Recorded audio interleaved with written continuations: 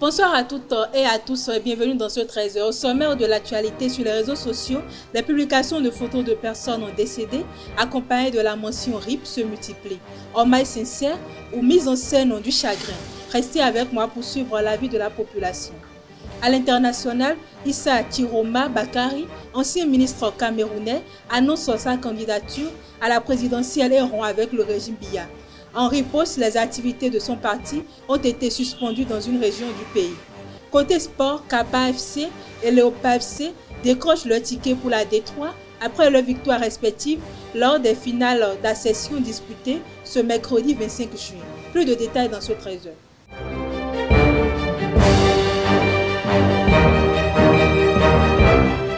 Mesdames et messieurs, à nouveau, bonsoir. Sur les réseaux sociaux, il n'est plus rare de voir des photos de personnes décédées accompagnées de la mention RIP. Un geste qui se veut souvent un hommage, mais qui suscite aussi malaise et interrogation. Entre sincérité du deuil et mise en scène du chagrin, où se situe la limite? Propos recueillis avec Elisabeth Iladi Alvi Kongbeto. Concernant les images des défunts, en quelque sorte, ça dépend de la personne.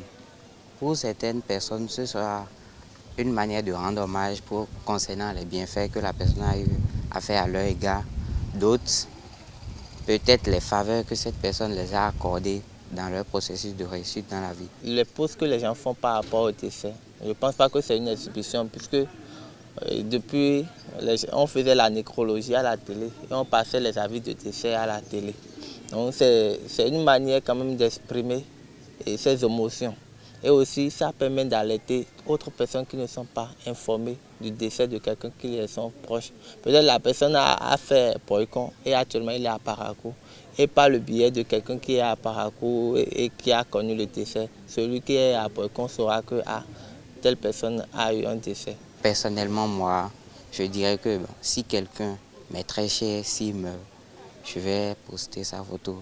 Une manière de le faire connaître au public et aux autres, pour savoir que c'était une personne qui est digne du nom.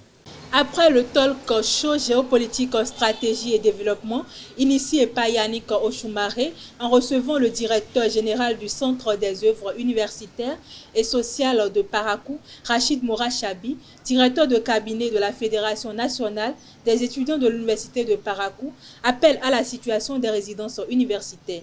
Il profite pour faire quelques suggestions à l'endroit du cours P. Il est au micro de Elvi Kongbeto et Mouidino Lawani. Quand on jette un coup d'œil, on fait un clin d'œil du côté de l'UAC, à l'Université de Badawi-Mekalavi, la façon dont est gérée les résidences, elle est carrément à part en matière de sécurité. Nous allons constater qu'à Calavi, il y a au moins un agent de sécurité au niveau des résidences. Donc on ne ferme pas sur les résidents. Ici à l'Université de Parakou, on ferme à partir de 0 sur les résidences. C'est vrai qu'il y a des mineurs. Quand même il y a des mineurs, il y a également des majeurs, des personnes qui ont 25 ans, 26 ans, 27 ans qui sont en résidence. Et on ferme sur eux à partir de 0, ils ne peuvent pas sortir. Donc s'il peut y avoir une autre politique en matière de la sécurité des résidents, pour ne plus fermer sur les résidences, ce sera très bien. Parfois, il y en a d'autres qui tombent malades. Et pour les faire sortir, ça semble être compliqué. Ça prend un bon temps avant d'ouvrir la porte des résidences pour les évacuer du côté de l'hôpital. Donc il sera intéressant de revoir cette manière de faire là. Donc voilà les quelques suggestions que nous souhaiterons faire au COUSPE en ce qui concerne la bonne marche des choses. Les corrections des copies du BEPC 2025 débuteront le 7 juillet prochain, selon le directeur des examens et concours. Après les épreuves écrites tenues du 10 au 12 juin, la ministre Véronique Toyin-Fodé s'est rendue au CEG Saint-Hérita pour prodiguer des orientations aux correcteurs. Le processus marqué par l'anonymat des copies vise une correction juste et crédible. Le contrôle des notes commence dès le 26 juin et la délibération finale est attendue pour le 17 juillet après les épreuves orales et sportives. Le mardi 24 juin 2025, le Bénin a connu une flambée inquiétante d'accidents de la circulation avec 26 cas recensés contre 18 la veille selon BIP Radio. Les secours ont été mobilisés pour 40 interventions d'urgence. Face à cette situation alarmante, la police républicaine a renforcé les contrôles routiers et intensifié la sensibilisation afin de freiner cette recrudescence. Hors de nos frontières, Issa Chimora Bakari, ex-ministre de l'Emploi et ancien porte-parole du gouvernement camerounais, a officialisé sa candidature à la prochaine présidentielle à travers une lettre de 24 pages adressée aux Camerounais. Cette annonce survient 24 heures après sa démission du gouvernement et sa rupture avec le président Paul Biya. Dans son manifeste, il critique sévèrement le régime en place et propose un projet de refondation dont un retour au fédéralisme. En réaction, les autorités ont interdit les activités politiques de son parti, le FSNC, dans un département de l'extrême nord. Une attaque coordonnée de gangs armés contre une base militaire à Bangui dans l'état du Niger a coûté la vie à 17 soldats nigérians mardi 24 juin 2025. L'armée fait état d'une offensive sur 3 fronts ayant visé plusieurs zones. Des frappes aériennes ont été déployées en riposte, infligeant des pertes aux assaillants. Malgré les efforts du président Tinubu pour améliorer la sécurité, la situation reste préoccupante. En sport, les verdicts sont tombés ce mercredi 25 juin.